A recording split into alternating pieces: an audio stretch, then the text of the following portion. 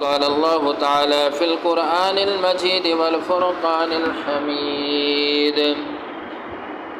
ولا تمش في الأرض مرحا إنك لن تخرق الأرض ولن تبلغ الجبال طولا كل ذلك كان سيئه عند ربك مكروها صدق الله العظيم.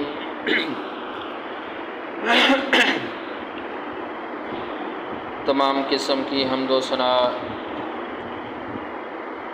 تمہیدات، تحلیلات، تسبیحات، تکبیرات اللہ جلہ شان کی ذات اقدس کے لیے،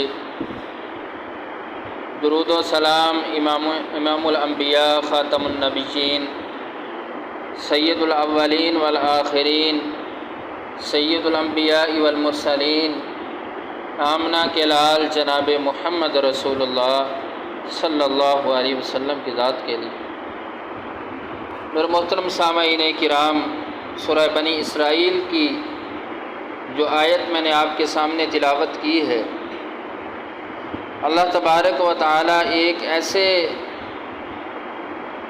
عمل کی طرف اشارہ کر رہے ہیں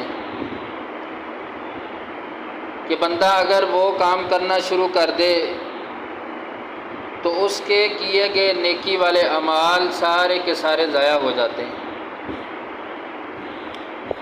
ارشاد باری تعالیٰ ہے وَلَا تَمْشِ فِي الْأَرْضِ مَرَحًا، کہ زمین پر تم اکڑ کر نہ چلو، إِنَّكَ لَن تَخْرِقَ الْأَرْضَ وَلَن تَبْلُغَ الْجِبَالَ طُولًا، اور بڑے ہی احسن انداز سے اللہ تبارک و تعالیٰ نے یہ بات واضح فرمائی کہ تمہارا یہ اکڑ کر زمین پر چلنا یہ نہ تو زمین کو پھاڑ سکتا ہے، وَلَن تَبْلُغَ الْجِبَالَ طُولًا، اور نہ ہی تمہاری گردن پہاڑوں کے برابر پہنچ سکتی۔ كُلُّ ذَلِكَ كَانَ سَيِّئُهُ عِندَ رَبِّكَ مَكْرُوهًا، اور یہ سارے برائی والے کام اللہ کے ہاں بہت ناپسندیدہ ہیں۔ تو محترم سامعین کرام، اس آیت کریمہ سے یہ بات واضح ہوتی ہے کہ تکبر ایک ایسی بیماری ہے جو بندے کے اعمال کو ضائع کر دیتی ہے۔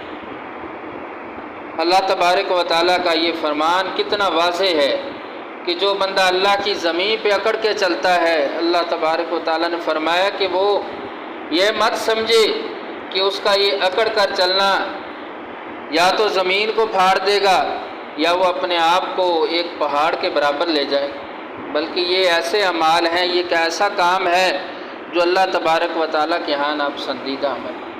اور تکبر کہتے کسے ہیں؟ تکبر کا مفہوم کیا ہے، معنی کیا ہے؟ تکبر کہتے ہیں گھمنڈ کرنا، اترانا، اپنے آپ کو بڑا سمجھنا اور اپنے ساتھ رہنے والے لوگوں کو، مسلمانوں کو اپنے آپ سے کمتر سمجھنا، یہ ہے تکبر کا معنی مفہوم۔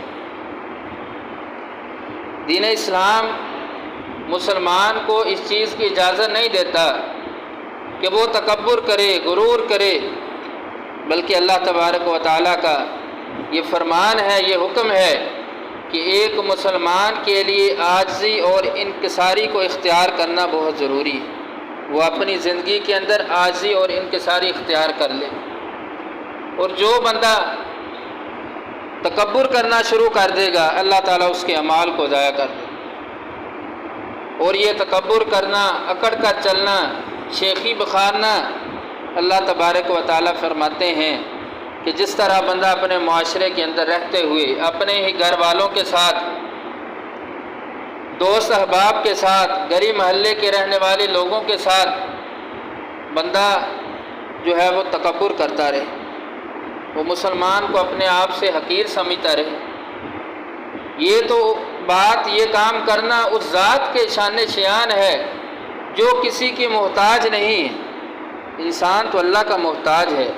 کون بندہ یہ کہتا ہے کہ میں با اختیار ہوں، مجھے کسی کی ضرورت نہیں ہے، میرے پاس ہر قسم کا اختیار ہے، میں سب کچھ کر سکتا ہوں، مجھے کسی کی ضرورت نہیں، میں کسی کا محتاج نہیں، ایسا کوئی بھی نہیں کہتا۔ جو مخلوق اللہ نے پیدا کر دی، ہر کوئی اللہ کی ذات کا محتاج ہے۔ جو محتاج ہوتا ہے اس کے اندر تکبر، یہ غرور، یہ گھمنڈ جو ہے، یہ اس کے شان شیان نہیں ہے۔ اور سب سے پہلے تکبر کس نے کیا؟ سب سے پہلے ابلیس نے تکبر کیا۔ جب اللہ تبارک و تعالیٰ نے حضرت آدم علیہ السلام کو پیدا کیا، سامنے لے کر آئے اور سارے فرشتوں کو، ابلیس کو یہاں تک کہ حکم دیا کہ میرے اس بندے کو سجدہ کرو، اس کے سامنے جھک جاؤ۔ فرشتوں نے سجدہ کر لیا۔ ابلیس اس وقت اللہ کا مقرب تھا، اللہ کے پاس تھا، عرش پر تھا، اللہ کا بہت ہی پسندیدہ بندہ تھا۔ لیکن اس نے کیا کیا؟ کہا کہ میں نے اس کو سجدہ نہیں کروں گا۔ کیوں نہیں کروں گا؟ کیونکہ یہ آدم یہ مٹی سے بنا ہے، مٹی نیچے ہوتی ہے اور میں آگ سے بنا ہوں، آگ اوپر کو جاتی ہے، تو میں اس سے افضل ہوں، یہ مجھ سے کمتر ہے۔ یہ اس کو حقیر جانا اور کہا انا خیر منہ، میں اس سے افضل ہوں۔ خلقتنی من نار، میں آگ سے پیدا کیا گیا، وخلقتہ من طین، اور یہ آدم علیہ السلام یہ مٹی سے پیدا کیے گئے، میں جو ہے اس کو سجدہ نہیں کروں۔ جب سجدہ کرنے سے انکار کر دیا، تکبر کیا، اللہ تبارک و تعالیٰ نے پھر سورہ نحل کے اندر اللہ نے پورا نقشہ کھینچا ہے، پوری بات کو واضح کیا ہے کہ جب حکم ہوا، انکار ہوا، تو پھر اللہ تبارک و تعالیٰ نے اسی ابلیس کا کیا انجام کیا؟ فرمایا قال فاہبط منہا، اللہ نے فرمایا کہ تیرے اعمال ضائع ہو گئے، جو تو نے نیکیاں کی تھی اب وہ ختم ہو گئیں۔ فما یکون لک ان تتکبر فیہا فاخرج انک من الصاغرین، اب تیری ذات کے یہ بات لائق ہی نہیں ہے کہ اب تو میرا مقرب بن کے میرے پاس رہے، جا زمین پہ اتر جا۔ اللہ نے عرش سے زمین پہ پھینک دیا، کہا چلا جا، اب تو نے میرا حکم نہیں مانا، تو نے تکبر کیا ہے، فاخرج انک من الصاغرین، اب تیرا جو ہے شمار ذلیلوں کے اندر کر دیا گیا۔ یہ اللہ تبارک و تعالیٰ نے کس وجہ سے کیا؟ بنیاد کیا تھی؟ کہ شیطان نے تکبر کیا تھا، غرور کیا تھا، اترایا تھا۔ تو میرے محترم سامعین کرام، یہی تکبر، یہ بیماری جو ایک مسلمان کے اعمال کو ضائع کر دیتی ہے، قرآن اس کے بارے میں کیسے مذمت کرتا ہے۔ سورہ بنی اسرائیل جو میں نے آپ کے سامنے آیت تلاوت کی، وَلَا تَمْشِ فِي الْأَرْضِ مَرَحًا إِنَّكَ لَن تَخْرِقَ الْأَرْضَ وَلَن تَبْلُغَ الْجِبَالَ طُولًا، کہ تمہارا اکڑ کر زمین پہ چلنا، نہ تو زمین کو پھاڑ سکے گا، نہ پہاڑوں کے برابر ہو سکو گے، یہ اعمال کرنا اللہ کے ہاں ناپسندیدہ ہے۔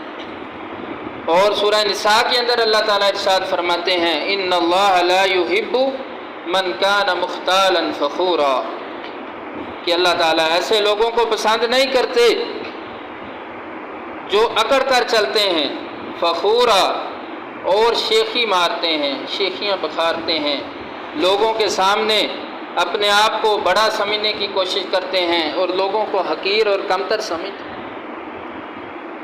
اسی طرح سورہ زمر کے اندر اللہ تعالیٰ ارشاد فرماتے ہیں الیس فی جہنم مثوی للمتکبرین، کیا تکبر کرنے والوں کا ٹھکانہ جہنم نہیں ہے؟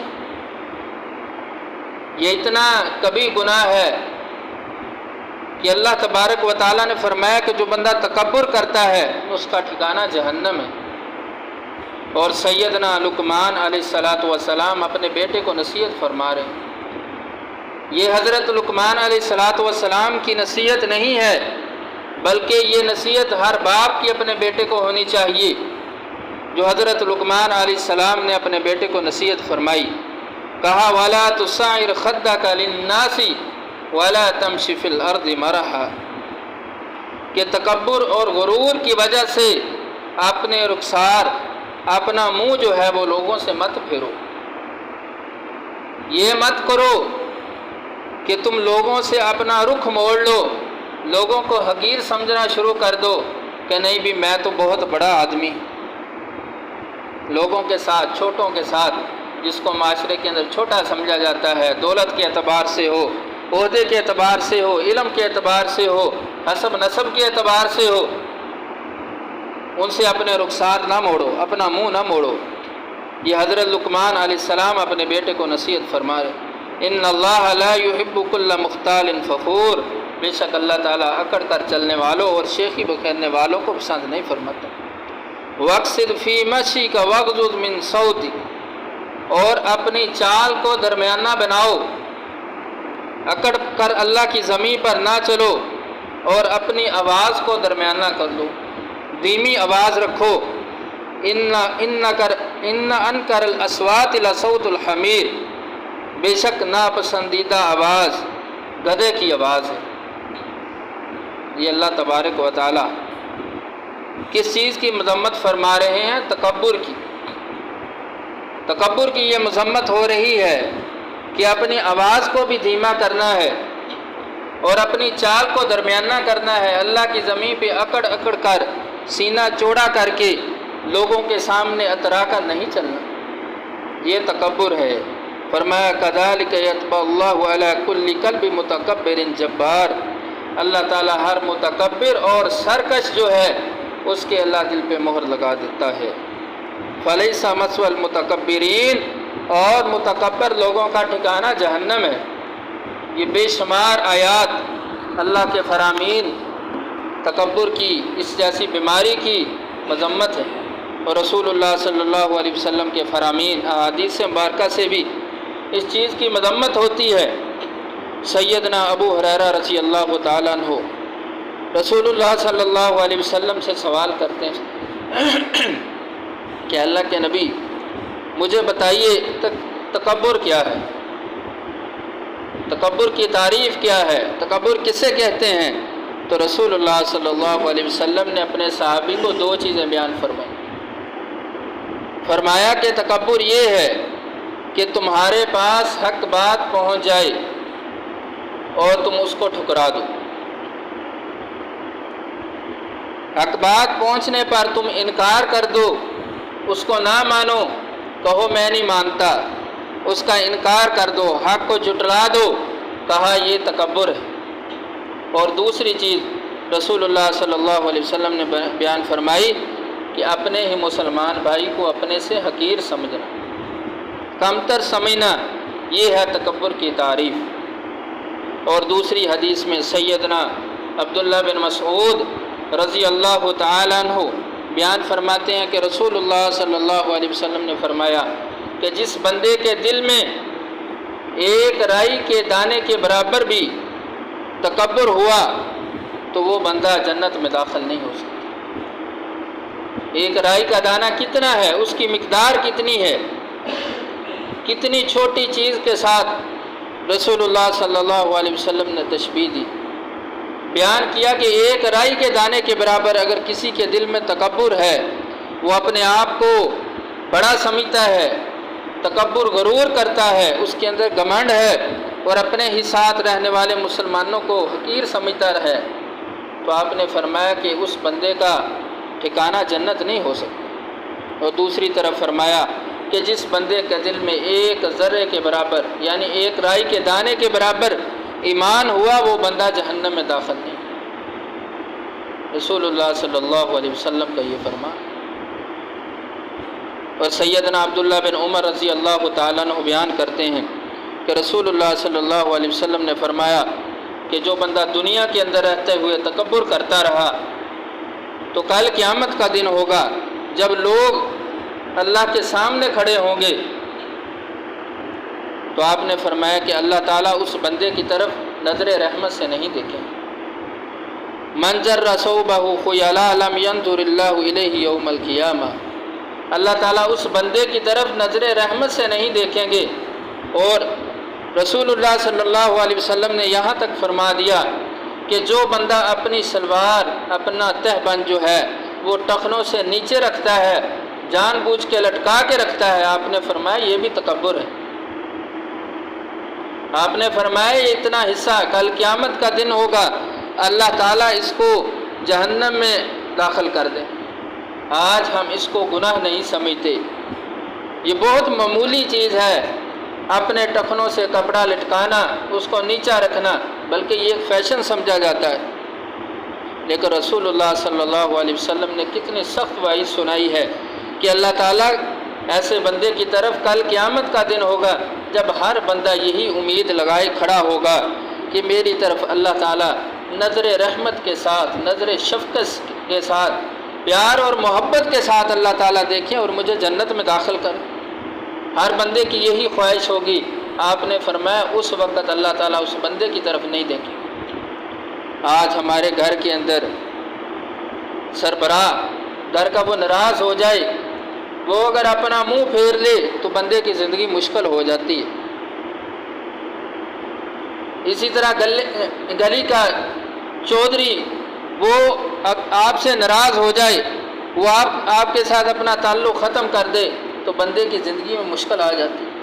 لیکن اللہ تبارک و تعالیٰ کی ذات جو سب سے بڑی ذات ہے، کل قیامت کا دن ہوگا جب وہ ذات ہی آپ سے منہ پھیر لے، اپنا رخ چینج کر لے، تو پھر بندہ کامیاب کیسے ہو سکتا ہے؟ پھر اس کو کامیابی کا سرٹیفکیٹ کیسے ملے گا؟ تو میرے محترم سامعین کرام، یہ بیماری، یہ ایسی مہلک مرض ہے جو ایک مسلمان کے اعمال کو کھا جاتی ہے، ضائع کر دیتی ہے۔ لیکن ہمارے معاشرے کے اندر اس کو جو ہے بہت چھوٹا جانا جاتا ہے۔ یہ لوگوں نے تقسیم کر رکھی ہے، چھوٹے لوگوں کو اپنے فنکشن کے اندر اور اسی طرح اپنی بیٹھک میں نہیں بلایا جاتا۔ نہیں بھئی، وہ چھوٹے لوگ ہیں، وہ کمی کمین ہیں، ان کو یہاں کیوں بلانا، کیوں شامل کرنا، ان کے ساتھ تعلق کیوں رکھنا؟ یعنی ان کو الگ کر دیا گیا ہے، ان کو چھوٹا سمجھ لیا گیا ہے، حقیر جان لیا گیا ہے، اور بندہ اپنے آپ کو بڑا سمجھنے لگا۔ لیکن اسلام ایک ایسا دین ہے جس نے چھوٹے اور بڑے کی جو ہے تقسیم نہیں فرمائی۔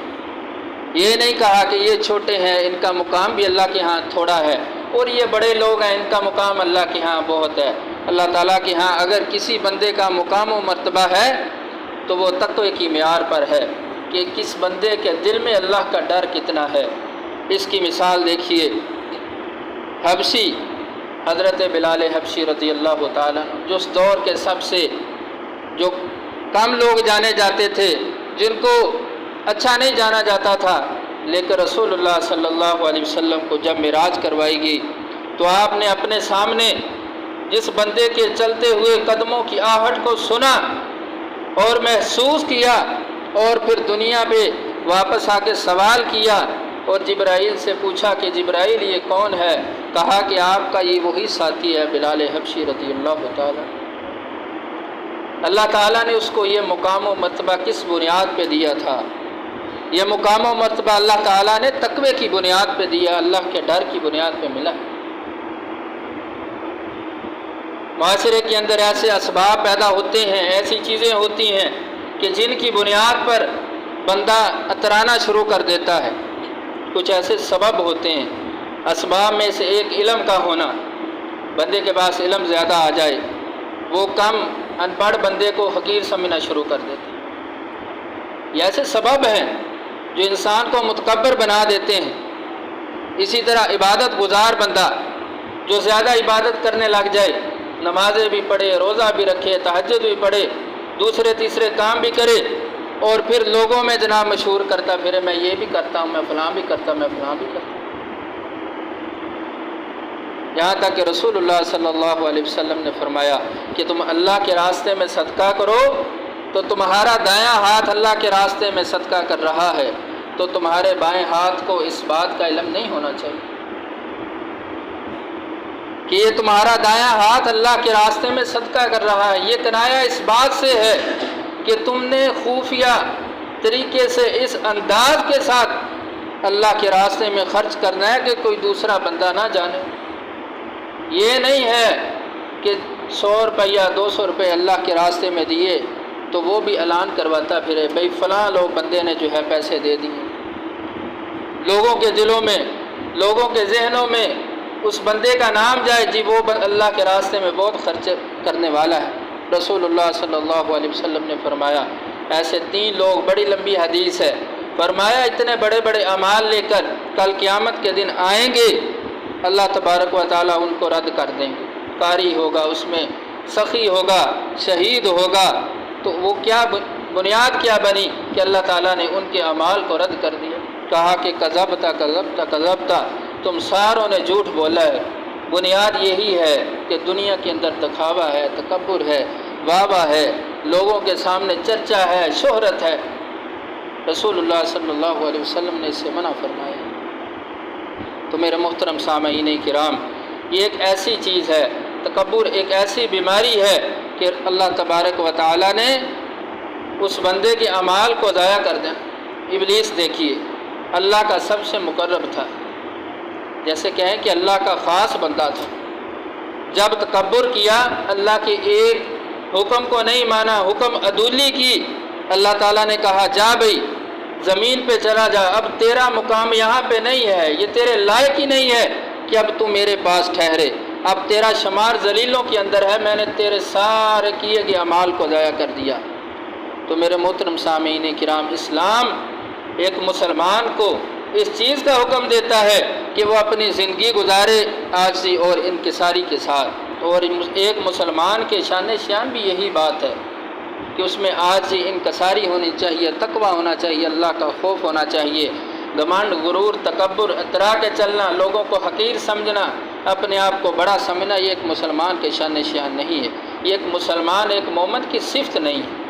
اللہ تبارک و تعالی ہمیں صحیح معنوں میں قرآن و سنت کو سمجھ کر اس پر عمل کرنے کی توفیق دے۔ وآخر دعوانا ان الحمد للہ رب العالمین۔